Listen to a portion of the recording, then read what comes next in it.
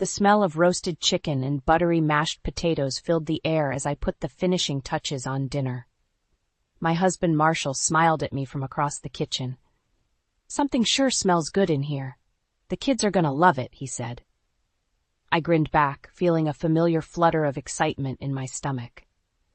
Our son Ellis was coming over tonight with his new wife Corinne.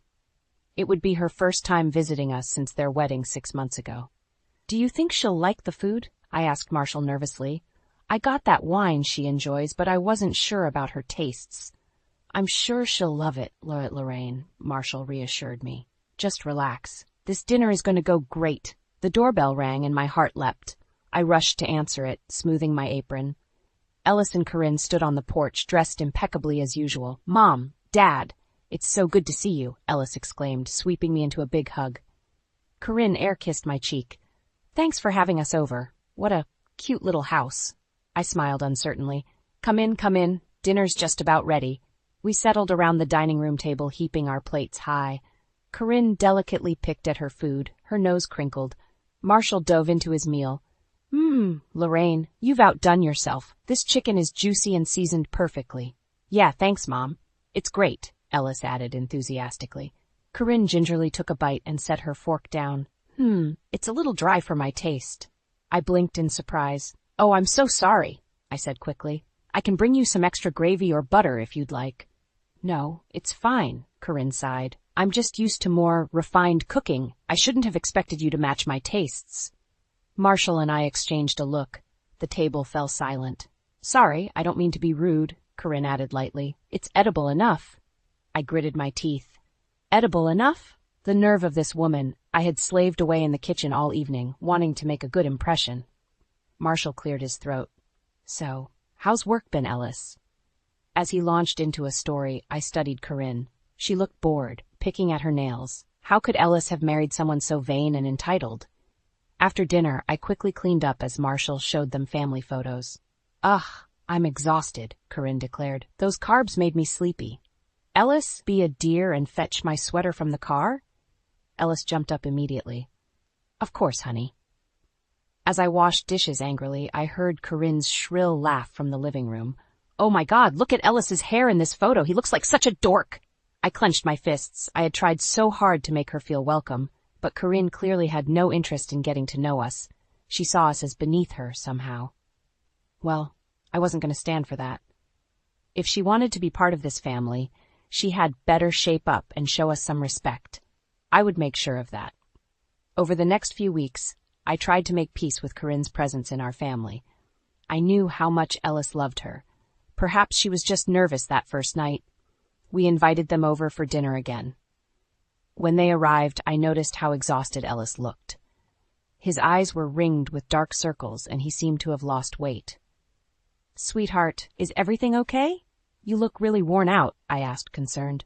"Oh, I'm fine, Mom," Ellis said, waving it off. "Work has just been crazy lately." I frowned. Ellis was one of the senior engineers at his firm and thrived under pressure. Something else must be going on. Throughout dinner, Corinne dominated the conversation as usual. She went on and on about her tennis lessons, shopping sprees, and lunch dates. "Being a housewife is so dull, don't you think, Lorraine?" she complained. "I need to get out of the house and socialize." Meanwhile, Ellis sat there quietly, staring at his plate. He used to be so outgoing and cheerful. What was happening? As we said our goodbyes, I pulled Ellis into a tight hug. "Remember, if you ever need anything, your dad and I are right here," I said softly. "Thanks, Mom," he whispered back. The next weekend, Marshall and I visited their new house, hoping to help Ellis with some repairs. I gasped when I walked inside. The kitchen gleamed with granite countertops, original artwork adorned the walls.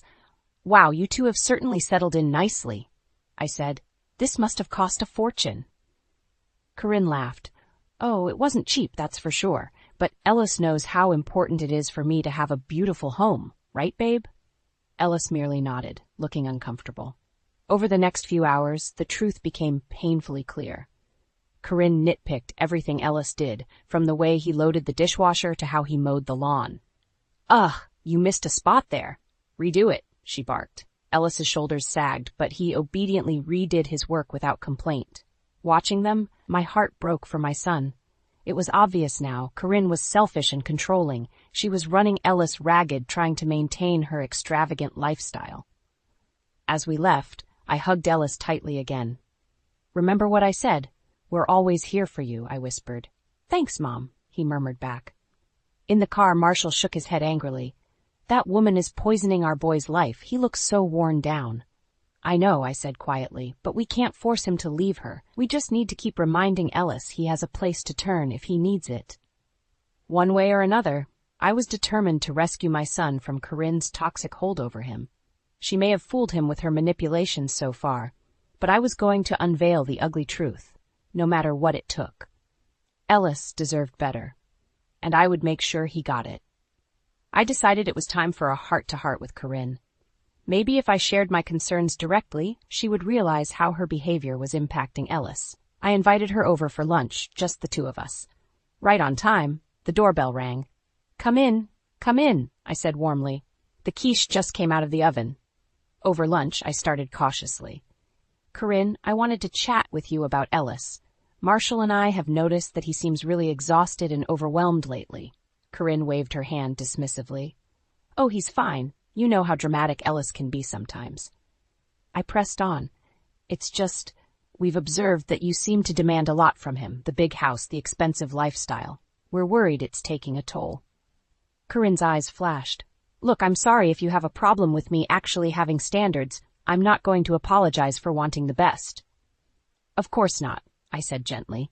"It's just, marriage is a partnership. It seems like things are out of balance." "You have no idea what you're talking about," Corinne snapped. "This is between me and Ellis. He knew what he was signing up for when he married me." "I know, but people change. Priorities shift." Corinne glared at me coldly. "I don't tell you how to run your little household, do I? Stay in your lane, Lorraine." I took a deep breath. This wasn't going well. "Please, just consider what I've said. Ellis looks so tired and stressed. I'm worried for his health." Suddenly, Corinne's face crumpled and tears shone in her eyes. "I slave away trying to make a beautiful home for Ellis, and this is the thanks I get?" She buried her face in her hands, shoulders shaking with sobs. I sat frozen, stunned by her dramatic reaction. "I'm sorry, I didn't mean to upset you," I stammered. Corinne looked up, mascara running down her cheeks. "You have no idea the pressure I'm under," she wailed. "I just want to make my husband happy." Guilt washed over me.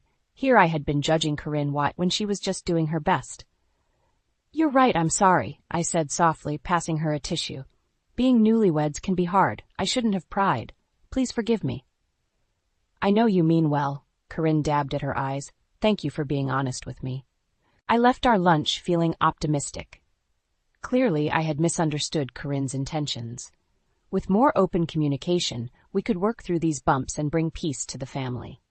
Little did I know, this was only the beginning of Corinne's manipulations. By playing the victim and turning the blame back on me, she had succeeded in twisting my good intentions to suit her own agenda. But I would soon wise up to her schemes. Corinne had shown her true colors today. Now it was time for me to take action. Over the next few weeks, I continued trying to build a rapport with Corinne. I invited her shopping and cooked some of her favorite meals when they visited.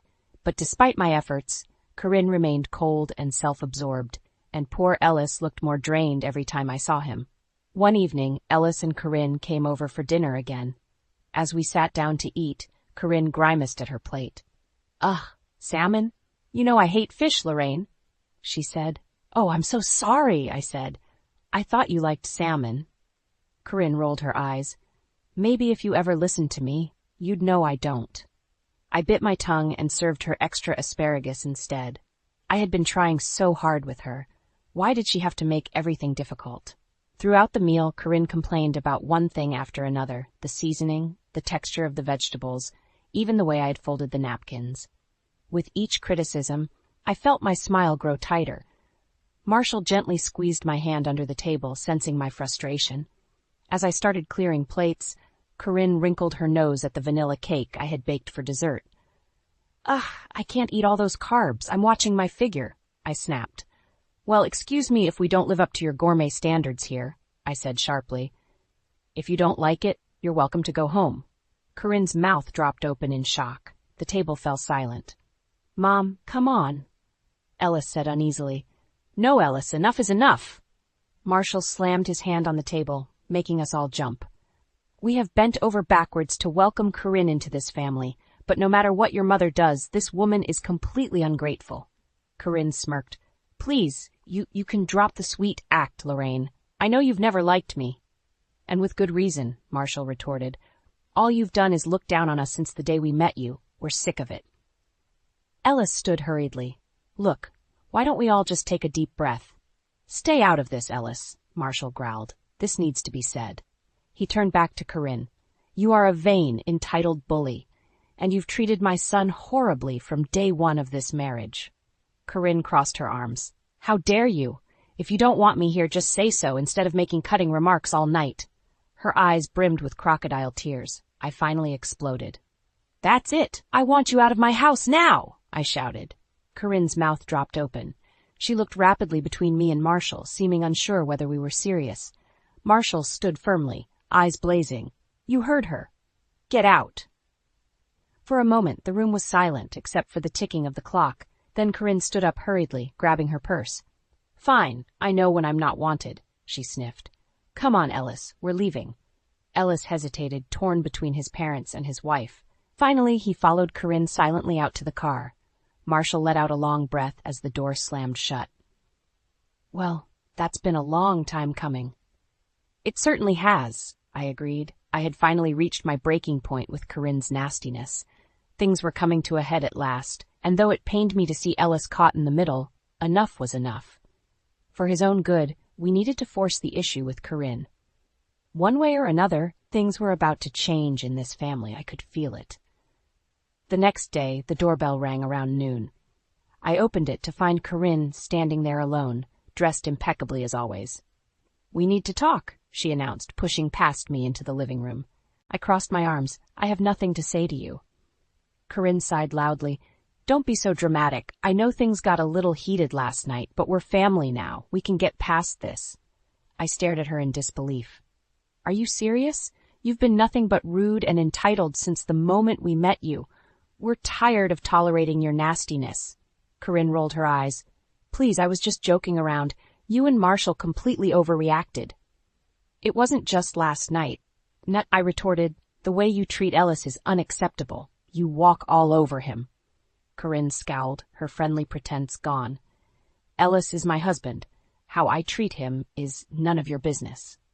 Just then, Marshall came into the room. What are you doing here? He demanded. Corinne turned to him.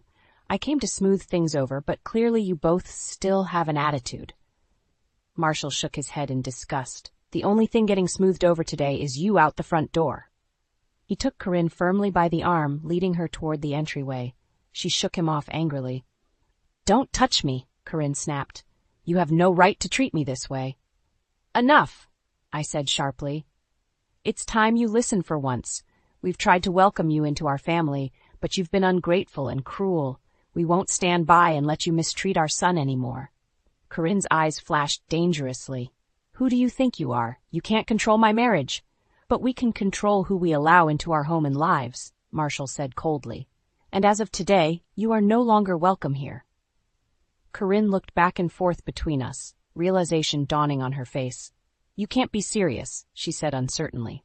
We are, I said. Either you start treating this family with some decency, or you will no longer be a part of it. For a moment, Corinne just stared at us, stunned. Then her expression hardened. You'll regret this, she hissed. She whirled around and stomped out to her car. As she peeled out of the driveway, Marshall gently put his arm around me. Do you think we did the right thing? I asked softly. He squeezed my shoulder. Absolutely. She needed that wake-up call. Now we just have to hope it sinks in. I sighed. I just pray this doesn't drive a wedge between us and Ellis. He'll come around, Marshall reassured me. We're his family. He knows we only want the best for him. I hoped Marshall was right. Either way, the line had been drawn. We would no longer enable Corinne's toxic behavior. Time would tell if she chose to shape up or ship out of this family for good. The next day I was in the kitchen baking cookies when the front door flew open. Mom! Dad! Ellis shouted angrily. How could you kick Corinne out like that? I wiped my hands and went to meet him in the living room. Marshall put down his newspaper and stood. "Son, we were just trying to stand up for you," he said evenly. "That woman has been nothing but unkind since you married her." Ellis raked his hands through his hair in frustration. "You don't understand. She's not a bad person. She just has a lot of pressure on her right now." I shook my head. "Excuses don't justify cruelty. We've tried to welcome her into this family, but it's never enough." "You just don't know her like I do," Ellis insisted. "If you could see the sweet, caring side of her—" "Ellis, listen to yourself," Marshall said. "You're so manipulated by her lies you can't see the truth." Ellis flushed red with anger. "Don't you dare talk about my wife that way." "Son, we only want what's best for you," I said gently. I handed him a stack of papers. "That's why we need to show you something. Just look through these, please." Ellis reluctantly took the papers and began scanning through bank statements, invoices, credit card bills. His shoulders tensed as he read. Where did you get these?" he stammered. "We have our sources," Marshall said cryptically. Ellis looked up at us, his eyes full of pain. "I don't understand. We were supposed to be saving for a house." My heart broke for my son. I took his hands in mine. "Sweetheart, Corinne has been hiding the truth from you. She's been spending outrageous amounts each month on herself." "No, she wouldn't," Ellis mumbled, but I could see the doubt creeping into his face. "We know this is hard to hear," Marshall said gently, "but it's time you see Corinne for who she really is." Ellis sat in stunned silence for a few minutes. Finally, he looked up at us, his expression hardening with resolve. "You're right. It's time I faced the truth." I had never felt so relieved. We were finally getting through to him. "We'll support you no matter what," I said softly, "but she can't keep getting away with this." Ellis nodded, his jaw set. "Don't worry. I know what needs to be done now." Marshall and I exchanged a satisfied look as Ellis walked out the door with purpose. Finally, our son understood the situation. With the wool pulled from his eyes at last, actions could now be taken. I just prayed Corinne would accept the consequences that were coming her way with dignity. But based on her past behavior, that seemed unlikely. Either way, justice was on the horizon. The truth had been unveiled, and our family was united again. Over the next few days, I didn't hear from Ellis. I could only imagine the emotional turmoil he was in, confronting the truth about Corinne's lies and manipulation. Late one evening, my phone finally rang. It was Ellis, sounding weary but resolute. "It's over, Mom. I told Corinne I want a divorce," he said quietly. My heart swelled with pride. I knew how difficult this must have been for him. "You're doing the right thing, sweetheart. How did she take it?" Ellis sighed. "As expected. Lots of tears, pleas for another chance. But I stood firm. I know this toxic relationship needs to end." "Good for you," I said firmly. "Your father and I are so proud. Let us know if you need anything during this transition." Over the next few weeks, life rapidly changed. Corinne fought the divorce bitterly, trying to squeeze as much as possible from Ellis in the settlement. "That conniving woman," I fumed to Marshall. "Hasn't she taken enough already?" But Ellis held strong, refusing to be manipulated any longer. In the end, Corinne ended up with a modest settlement, nothing compared to the lavish lifestyle she was accustomed to. When the divorce was finalized, Ellis arrived at our doorstep with boxes of his belongings, looking lighter than I had seen him in years. I hugged him tightly. "Welcome home, sweetheart." Marshall clapped him on the back. "Proud of you, son. You're well rid of that leech." Ellis gave a small smile. "It hasn't been easy, but I know this is for the best." As Ellis settled back into his childhood room, we finally had our sweet son back. He and Marshall spent evenings chatting in the living room, laughing over memories from Ellis's childhood. Meanwhile, karma had come for Corinne. With limited alimony and half their debts, she was forced to downsize significantly. "Did you hear?" Marshall said to me one morning. "Corinne had to sell that fancy car of hers just to make ends meet last month." I shook my head.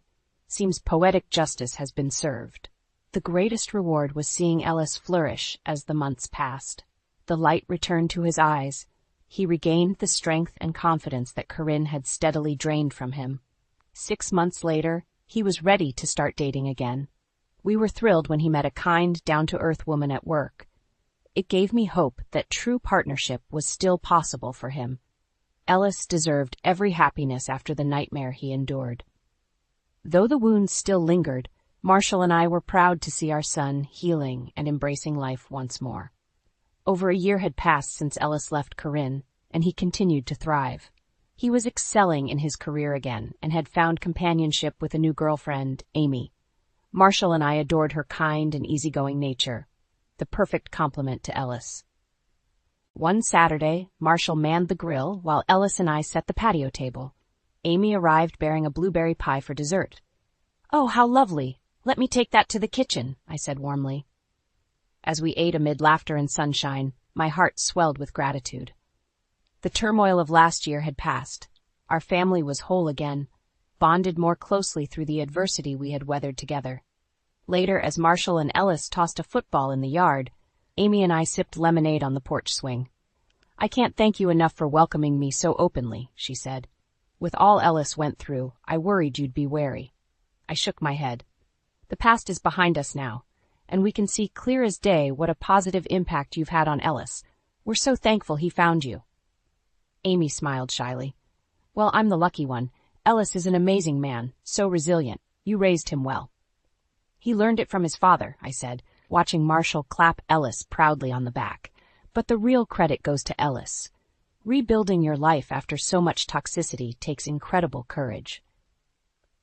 That evening, after Amy left, our family lingered on the porch watching the sunset. Ellis turned to us after a peaceful silence. "Thank you both for everything this past year," he said. "I don't know if I could have gotten through it without your love and support." Marshall hugged him gruffly. "You've always had our support, son. I'm just glad you're finally rid of that evil woman." I squeezed Ellis's hand. "We'll always be right here for you. I'm so proud of the man you've become." He hugged us tightly. In that moment, with fireflies twinkling around us, our family felt whole and at peace again. The worst was behind us.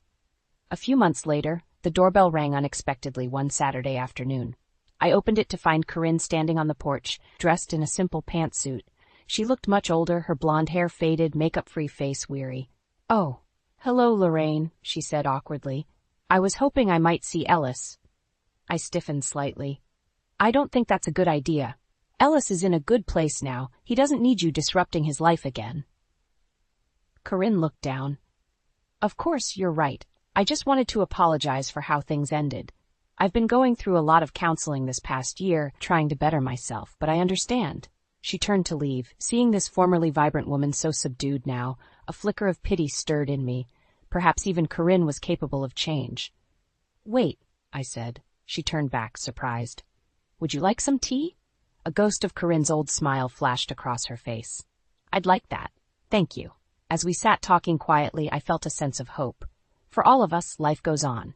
Roads diverge, but new paths emerge if you have the courage to seek them. With resilience and compassion, even the most broken bonds can be rebuilt, stronger than before.